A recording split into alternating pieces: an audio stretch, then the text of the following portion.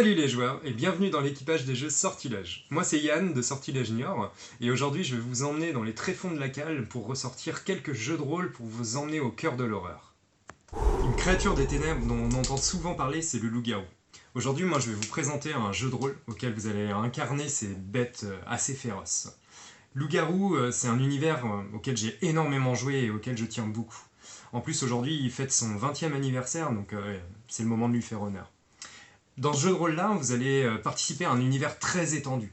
Vous avez sûrement déjà entendu parler de vampires ou du monde des ténèbres. Loup-garou, ça en fait partie. Les vampires et les loups-garous, c'est des ennemis depuis toujours. Ici, vous allez incarner des bêtes beaucoup plus puissantes qu'un vampire, du moins un jeune vampire, et vous allez vraiment pouvoir vous faire plaisir. Dans l'univers, en plus, vous allez retrouver énormément d'autres factions qui sont possibles de jouer. Par exemple, des mages humains ou d'autres créatures démoniaques qu'on pourra retrouver dans l'univers. Dans Loup-garou, vous allez avoir aussi énormément de suppléments qui vont vous permettre de creuser tout ça, d'aller beaucoup plus loin, d'emmener vos joueurs dans des dimensions qu'on ne soupçonnerait pas. Les loups-garous dans ce jeu-là ne se cantonnent pas au monde réel. Ils sont très liés aux esprits, un peu comme les tribus indiennes, et vont avoir un fort lien avec ce monde-là. Ils vont pouvoir passer de l'autre côté de la barrière pour pénétrer dans le monde des esprits. Vous avez notamment un supplément qui s'appelle Umbra, que je vous conseille très fortement, qui vous permet de découvrir cet univers en entier, toutes les créatures qui le parcourent, bonnes ou mauvaises, et de pouvoir emmener vos joueurs à l'intérieur. En plus, dans Loup-garou, ce qui va être excellent aussi, c'est que vous allez avoir une très vaste choix de possibilités quant à la création de personnages.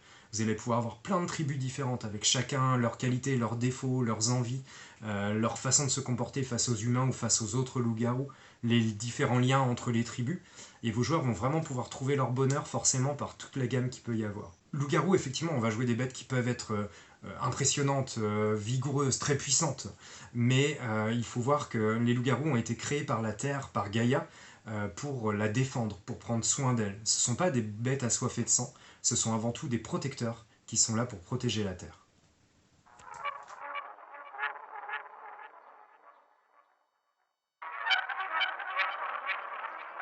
Le deuxième jeu que je vais vous présenter, c'est Alien. C'est un vrai petit bijou qui est sorti l'année dernière et je vous le conseille vraiment très fortement. Dans Alien, ici, vous allez retrouver une ambiance très sombre, très peur, puisque ici, vous n'allez pas jouer la créature qui va poursuivre les zones, vous n'allez pas jouer l'alien comme vous auriez pu jouer le loup-garou avant. Non, ici, vous allez jouer des humains qui vont être sur un vaisseau, sur une base ou quelque chose comme ça, et vous allez être poursuivis par ces créatures-là.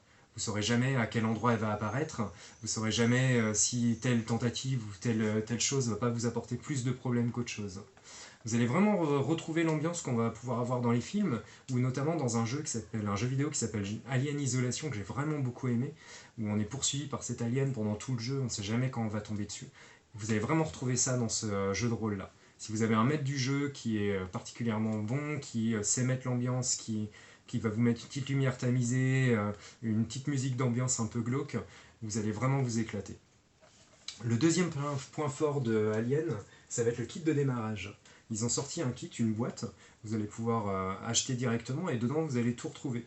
Des règles simplifiées, des personnages pré-tirés, des scénarios déjà écrits et des plans pour mettre en place tous vos scénarios et mettre encore plus l'ambiance.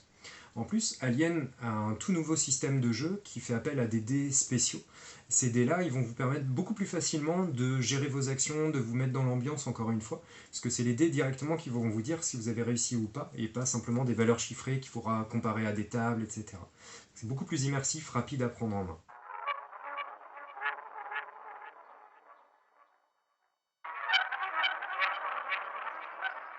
Le troisième jeu que je vais vous présenter aujourd'hui, c'est Night. Night, c'est mon gros coup de cœur personnel. Déjà, c'est un jeu de rôle français, donc ça c'est très sympa. Et en plus, il dispose d'un système de jeu vraiment très simple. Vous allez prendre des D6, vous allez les lancer.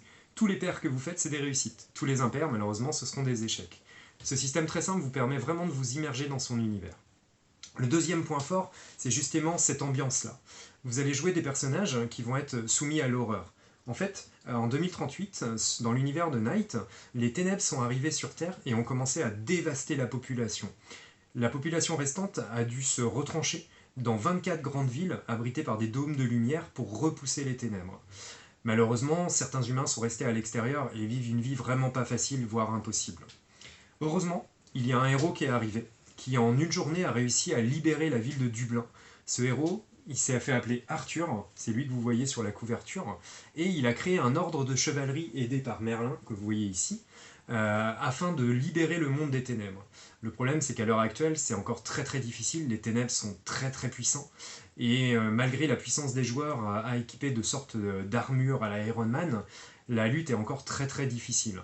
L'horreur est très insidieuse, on peut avoir des bêtes qui sont très puissantes, mais aussi des bêtes qui vont s'infiltrer, qui vont utiliser des sortes de complots, des sortes de manigances, et la force brute ne marchera pas tout le temps.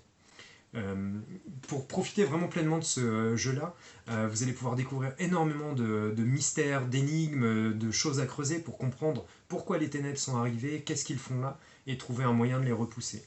La deuxième chose, c'est que vous allez avoir une ambiance qui est très pesante. Vous allez rentrer dans les tâches de ténèbres, vous allez être en permanence dans l'obscurité et entouré par des monstres qui peuvent changer du tout au tout suivant la tâche de ténèbres dans laquelle vous allez vous trouver. Pour finir, moi je voulais vous parler de la campagne La Geste de la fin des temps. Ça, c'est une campagne en or qui est sortie sur Night il n'y a pas très longtemps. Pour moi, une des meilleures campagnes que j'ai vues en 20 ans de jeu de rôle. Je vous la conseille fortement. Elle est très longue, elle est très sympa à mettre en place avec des guides qui vous permettent de la prendre en main très facilement. Et vous allez pouvoir emmener vos joueurs vraiment dans des mystères et dans des résolutions de l'univers de Night qui seront très très très prenants.